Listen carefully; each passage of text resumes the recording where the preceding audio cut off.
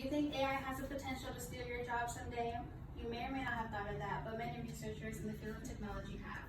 In fact, in 2013, researchers at Oxford University conducted a research and concluded that a remarkable 47% of jobs today are at a high risk of automation, and an additional 19% are at a medium risk of automation in the next few years and decades.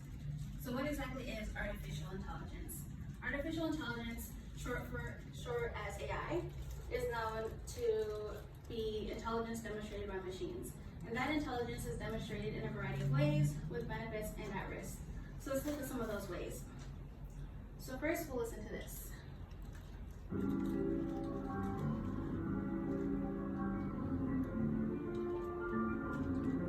So that, though you might think was composed by a human, is actually composed by Emily Howell. And Emily Howell is a creative bot who has the ability to create an infinite amount of music. Let's look at our second example.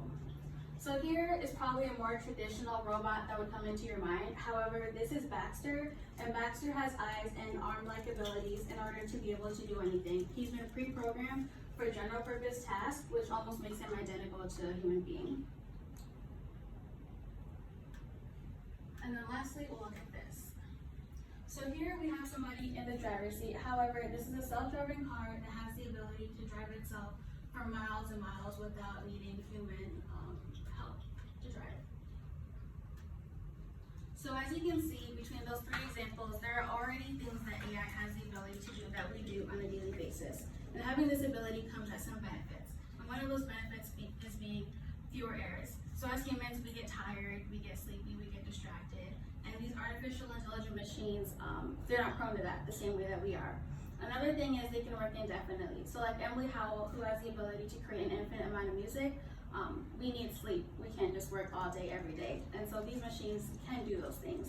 And then lastly, having artificial intelligent machines experience the human experience. And so by that, I mean, you now have the ability to do a lot more than you were before. And even in more complex levels, those that cannot hear or see now have the ability to hear and see with these complex machines being able to create the materials necessary for them to hear. But nevertheless, where there are benefits, there are risks as well. And one of those risks and downfalls is an increase in unemployment.